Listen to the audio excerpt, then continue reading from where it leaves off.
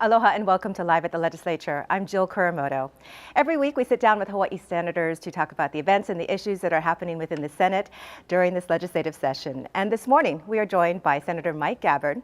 Senator Gabbard represents District 20, which encompasses Kapolei to Makakilo to Kunia. And Senator Gabbard is the chair of the Senate Committee on Agriculture and Environment. Good morning to you. Thank you for joining us. Good morning, Jill. Thank you for having me. I know there's a lot of critically important bills and resolutions that have come out of your committee this session. Let's get right into it. Let's start talking about some of these and their impact on the state. Sure. First of all, there's a number of measures that address the protection of animal species. One of them, Senate Bill 2078, calls for the research into the pueo, the Hawaiian short-eared owl. And there's also Senate Bill 2079, which protects sharks and manta rays. Tell us about the need for this. You know, Jill, on the pueo, I first became aware of this issue, potential problem in my district out in West Oahu. Some community members had taken some video of the pueo, and there was some concern that the developed second city coming up out there was going to wreak havoc on the habitat for pueo habitats, et cetera. So anyway, I thought, well, why not get everybody together in a town hall meeting? And so we had one in August of 2016 at UH West Oahu. And we found that, in fact, pueo is an endangered species on Oahu, and that very little research had been done since statehood on the pueo. So we got UH in there, DLNR, Department of Land and Natural Resources, U.S. Fish and Wildlife Services, and community members, just to start talking about what can we do? Is this a problem? And so as a result of that town hall meeting in 2017, we passed Senate Resolution 6, which asked DLNR to do a study.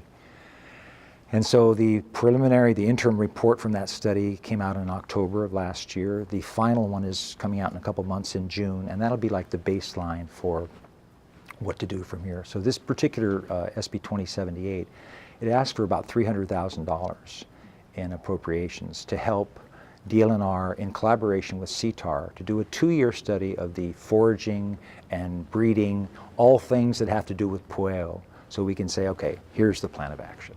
So actually that one is in the third reading in front of the whole House will happen on, most likely on April 10th. Okay, coming up. And then sharks and manta rays. It was 2010 when shark fins were banned. The taking of shark fins were banned here in Hawaii, and also manta rays. And the problem is that you could still take the whole shark. So what this bill, 2079, says, you cannot capture, kill whole sharks. And also it expands not just manta rays, but all rays. And the penalties, it's a misdemeanor. First offense is $500, second offense $2,000 fine, third and subsequent offense $10,000. So this has to do with our ocean ecosystems, and there's a decline in the shark population. DLNR is saying they can't do their job because the existing law does not prevent people from just, you know. So anyway, and the other thing with the banning of the shark fins, they found that manta ray gill soup started showing up in restaurants. And so what this does, it expands to all rays, not just manta rays. Yeah. Okay, well, in terms of agriculture, Senate Bill 2116 creates a Biosecurity Emergency Response Special Fund. Tell us about the need for this. Okay, right now, you know, when you live in paradise, you want to keep the invasive species, the critters and the plants out of here. And right now, there's no special fund for emergencies. One of the things that we always talk about is the brown tree snake from Guam, right? So this would basically make it so that DLNR could request the governor to declare an emergency on a particular species, and then boom, we could start like that. Now, I'm not saying that this would have made a difference in terms of coqui frogs or little fire ants, But they really need the tools to be able to do this when something like this happens. Hopefully it won't happen, but just in case. Just in case. Yeah. It's good to have. All right, well, addressing Hawaii's commitment to reduce our dependence on fossil fuels, I know you introduced Senate Bill 2122, which creates or encourages the use of electric vehicles, but it also limits the exceptions for free parking for EVs. So how does this strike a balance between those who have EVs and those who don't? Well, as an EV owner, I can speak firsthand to this. 2012 is when, and our whole movement away from fossil fuels, the whole idea was to attract people into getting away from their gas guzzling vehicles into EVs. And so what the law that we passed in 2012 said that you can park your EV in state and county parking, whether it's a parking meter or parking structures, for free. And also for free at the airport. For 24 hours. Well, the Department of Transportation came out and said they could not enforce the 24-hour parking thing at the airport because the AG's office said it was not defensible in court. And so I think DOT came out with a figure that $2.5 million that would have gone in the state coffers, EV, that's what had EV owners been paying, that's what they were saving, right? And so what this does, it beefs it up and just says the 24-hour rule will be enforced. And a good example of this is I was talking to an EV owner, and she said, oh yeah, I took my vacation. I parked out at the airport and parked my Leaf out there, and I went over to Arizona for 2 weeks, came back, and it was really cool. I didn't have to pay my... And I said, because she had heard that the 24-hour rule was not being enforced. So, okay. So this is going to fix that. All right, well, we're running out of time here, but I know that you wanted to talk about hemp. Yep. Hemp. Hemp is happening. Hemp is happening. The bill, I think it's 2556, right? It sets up a special fund. The whole hemp story here is just amazing. 1999, it was December 14th when Governor Cayetano proclaimed that day as Industrial Hemp Day for Hawaii. And so things just kind of fell asleep for 15 years. And so 2014, I introduced a bill, 2016 and 2017, that set up a pilot program. And it's over 25,000 products are made from industrial hemp. And for the viewers out there, just because it is a cousin of marijuana, but you cannot get high on industrial hemp. But these products, a guy a former NBA coach on Maui, he built his house out of hempcrete instead of concrete. And there's clothing, and so my vision for this has been a cottage industry with the Hawaii branding. Hawaiian hemp shampoo, Hawaiian hemp granola, Hawaiian hemp aloha shirts, right? And so I think this is going to be a real boon for our economy, for our farmers. I know the Hawaii Farmers Union, they did a survey of their farmers. Over 100 farmers said, get us the seed, we want to put it in the ground. So where it is right now is that they've been, there were 3 contractors that have planted the locally acclimated seed. I'm not sure, the plants are about 5 or 6 feet tall is what I'm told. They're going to be harvesting it soon. And as soon as that happens, that local seed will be available to farmers to buy the seed and start planting hemp. All right, so stay tuned. Yes. It's still happening. All right, thank you, Senator Gabbard. Yes. And thank you for watching Live at the Legislature. We'll see you next week.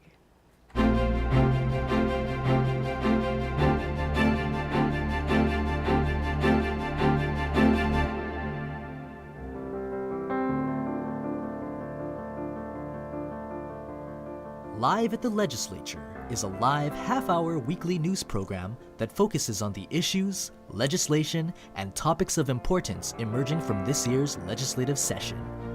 Each week, state senators and representatives provide a variety of perspectives on the issues from both sides of the aisle. Tune in to Live at the Legislature weekly to get exclusive updates on what's happening in Hawaii's legislature.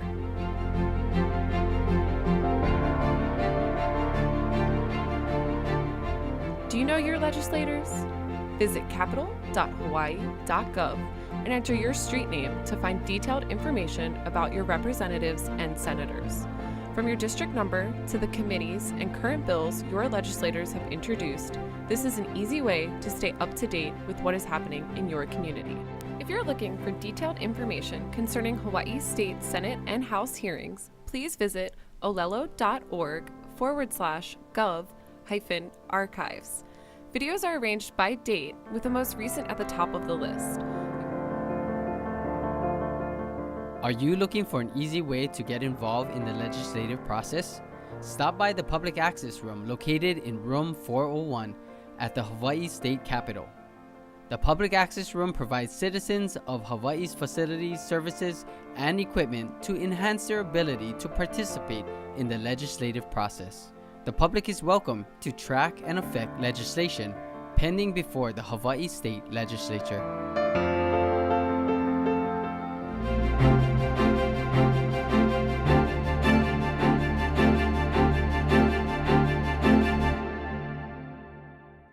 Welcome back to Live at the Legislature, where every week we talk about the issues, bills, and happenings at the Hawaii House of Representatives.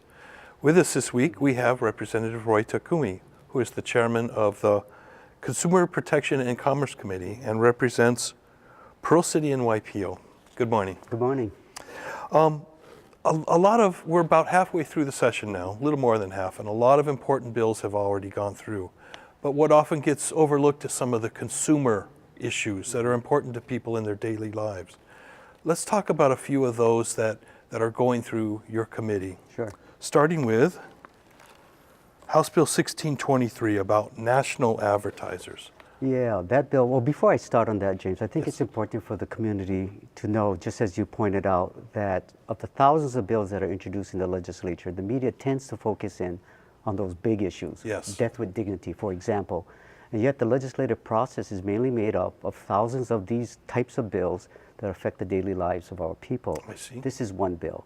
And so what this bill would do is to say that if a franchise restaurant, generally you're talking about Chili's, Outback Steak, and so on, does a commercial on TV that they advertise, you can get 2 entrees for $20 or a dinner for $15.99, and there's a little disclaimer on the bottom that goes on for about 3 seconds that nobody really pays attention to, that it's not available in Hawaii. Oh. So you show up at the restaurant, you walk in, you sit down, you get served water, the menus, and then you ask about that special, and the wait help will say, well, it's not available in Hawaii.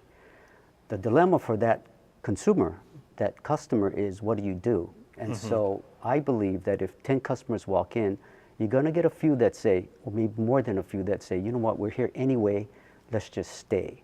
Now, I don't think they're engaging in a deceptive practice, but the result is it's sort of a bait and switch, that you go in there expecting to get this advertised special and it's not available. The bill would require that these franchise post in a conspicuous location at the front of the restaurant that whatever special day you saw advertised is not available. So then you as a consumer have the right to say, well, let's go here anyway, or let's go somewhere else. Isn't there a disclaimer though in their ads that says it's not available in Hawaii? Yes. If you read on the bottom, Oh. and I've paid more attention to it now that the bill was introduced, that it goes so quickly and it's so illegible that it's almost meaningless. Okay, well, that's a good one. House Bill 1621, product warranty. What is that bill all about? Yeah, the product warranty bill, again, there are companies in our state, T-Mobile comes to mind, that if you buy a phone from T-Mobile and you take it home and a month later it doesn't work, and so you bring it back to the store and you say the phone doesn't work, it's still under warranty. And T-Mobile will say, okay, we'll take it back, but then they'll charge you a fee, anywhere from $5 to $20, to replace a phone that was defective. That is not right to me. Most retailers engage in good business practices. If you return something that's defective, say to Costco, they will gladly replace it for a product that works. But there are some retailers out there that charge the consumer a fee. What this bill will do is to say, if someone returns a product that is defective and still under warranty, that retailer cannot charge a fee to get it replaced. That's a good one, because you wouldn't even know that was coming. You'd walk in and you'd think Rude you could awakening. just... Yeah. You walk in there and you find out, wait a minute, in this case, the phone doesn't work. They said, well, we're sorry to hear that, but where's your money? Yeah. Okay, the next one, House Bill 1626, Sunset Memorial Park, which is in your district, I understand. Yeah, Sunset Memorial Park has been a long-standing issue in Pearl City, but it's not a unique situation in the state. Here's the problem, James. There are a number of cemeteries in our state that are privately owned, and they don't have the capacity, the resources to continue to maintain that cemetery forever. Keep in mind the business model for cemeteries is you buy a plot for X amount of dollars, and the owner of that cemetery assures and guarantees that your plot, the cemetery in general, will be well maintained forever. Forever. Yes. On its face, it seems that's kind of hard to believe. Yeah. But what happened to Sunset Memorial is that the maintenance went down, it got into some disrepair, the mausoleum got vandalized, and there was really no one that was taking responsibility for it. This bill would accomplish two things. One, it would limit the liability for volunteers or nonprofit organizations that in good faith want to help maintain that cemetery. Now, mainly, this is made up of people whose grandmother or grandfather, whatever, are buried there, and they want to maintain it to look like a cemetery should look. The second part of the bill requires that the Department of Commerce and Consumer Affairs and the comptroller come up with a plan on how, in a long-term way, that these cemeteries can be maintained. Sunset Memorial in particular, but other cemeteries in the state in general. This is a growing problem across the country, where you have these cemeteries that don't have a side business. The cemeteries that you see that are well maintained and look really nice and so on, generally it's because they do funeral services, they do other types of businesses that help to bring in revenue to maintain the cemetery. Yeah. But you have a lot of small, privately owned graveyards that don't have that capacity, and therefore it goes into disrepair. So this will create a watchdog type overlooking their business and what they do. Yeah, you know, it all depends what the DCCA and the comptroller come up with. People don't know that the state already maintains a couple of cemeteries that they took over back in the 1940s. So taxpayers, unknown perhaps to them, are paying to maintain these, what was private cemeteries, because unlike Starbucks or a noodle shop down the street, if it goes out of business, oh well. Yeah. But a cemetery going out of business, it's very difficult. Yeah. You just can't say, oh well, and sell the land. That's your family. Yes. Yeah. That sounds good. Another one is House Bill 2342 on credit reports. Credit reporting, quick one. I think we all know about the breach that happened at Equifax, where personal information was hacked. Oh, right. Approximately 123 million Americans' personal information was vulnerable, including 450,000 people in Hawaii. What this bill will do is to say these credit reporting companies, Experian, Equifax, and so on, if you call them and you say, I want a reporting freeze, or I want to release that freeze, they charge you $5. This bill would say you cannot charge a fee when in fact it was your fault that the information was breached. When it was the company's fault, it's not your Absolutely. fault. But they do charge you $5. Well, can we just quickly, we just have a few seconds left, this House Bill 2539, a master plan for public hearings. Yeah, this was an issue that came up in the Waipahu area with a development that people did not know that the developer could change the plans midstream. This would require that master plan, the original master plan, be followed. I see. Wow, well, there's a lot going on with consumer protection, and like you say, it doesn't always get the headlines, but it's really important to our Right. people out there. Absolutely. Okay. Well, thank you for joining us, and thank you for joining us again. We'll see you next week on Live at the Legislature.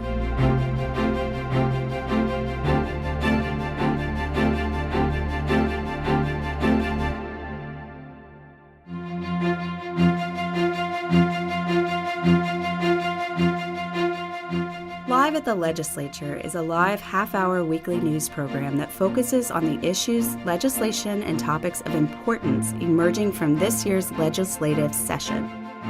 Each week, state senators and representatives provide a variety of perspectives on the issues from both sides of the aisle. Tune in to Live at the Legislature Weekly to get exclusive updates on what's happening in Hawaii's legislature.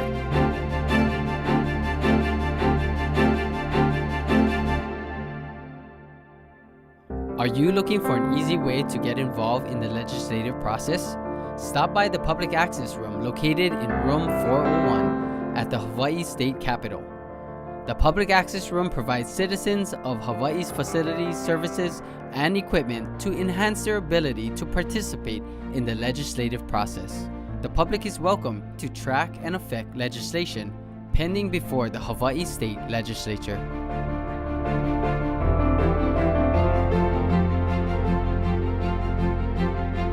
Do you know your legislators? Visit capital.hawaii.gov and enter your street name to find detailed information about your representatives and senators. From your district number to the committees and current bills your legislators have introduced, this is an easy way to stay up to date with what is happening in your community. If you're looking for detailed information concerning Hawaii State Senate and House hearings, please visit olelo.org/gov-archives. Videos are arranged by date, with the most recent at the top of the list.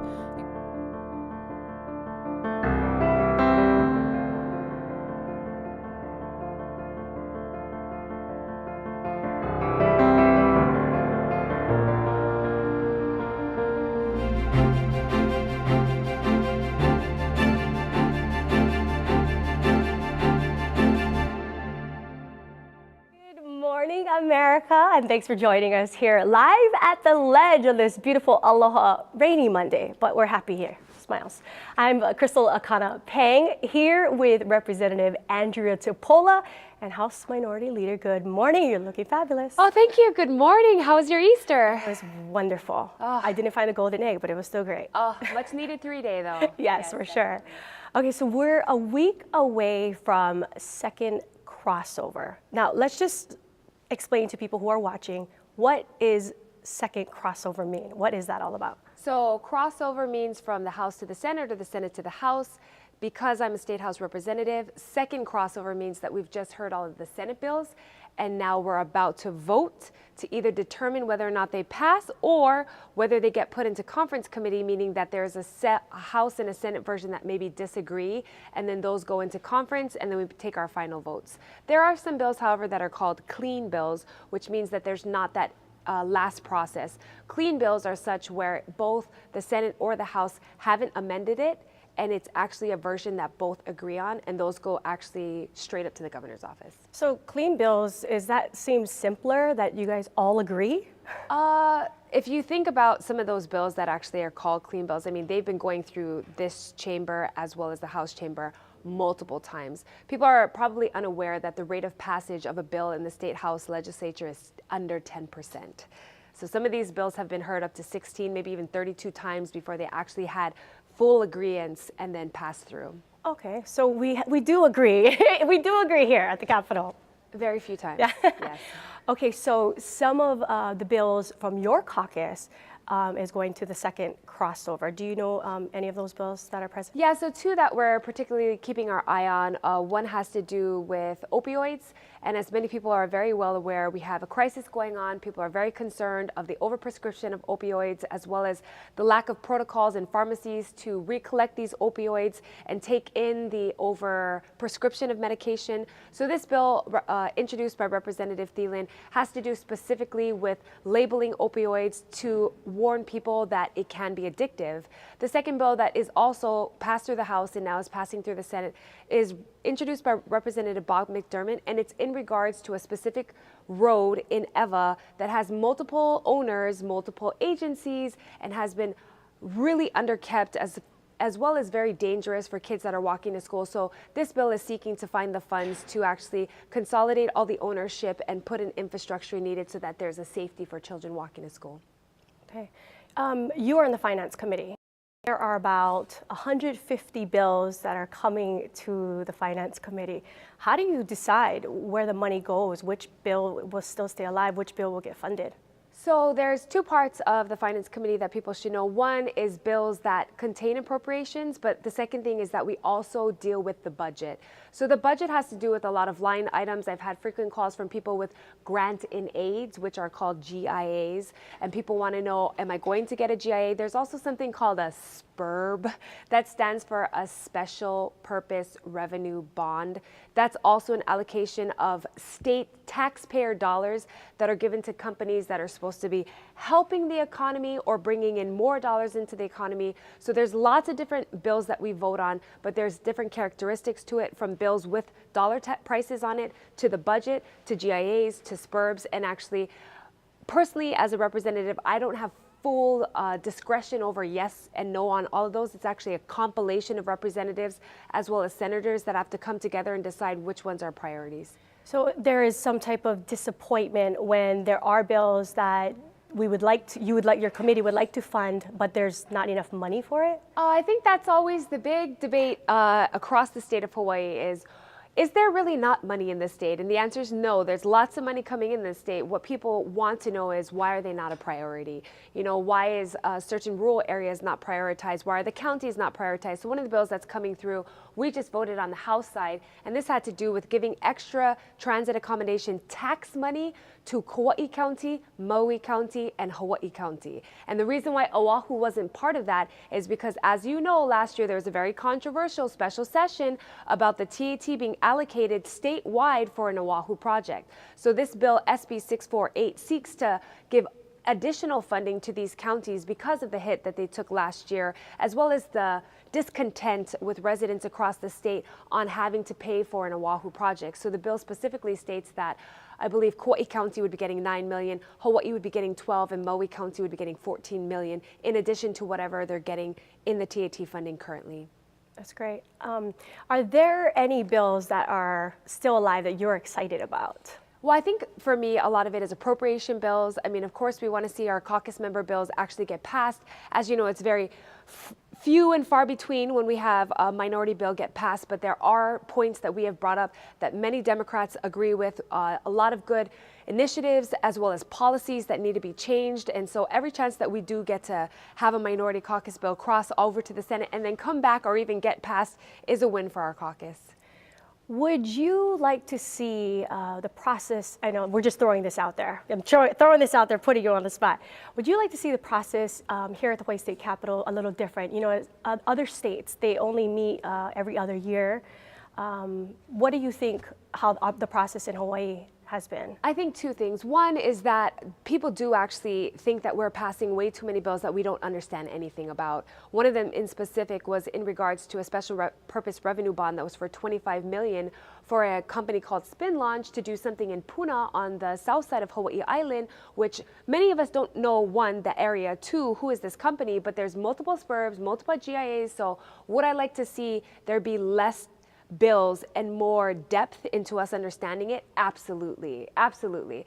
The second thing that I think about too, when you have less days that you meet, is that you can actually get into your communities more often. And I feel like then we can start to speak the community language that people feel like we're missing here because we're so concerned about statewide policies and forgetting that some of these communities are dying without some of this really pertinent funding.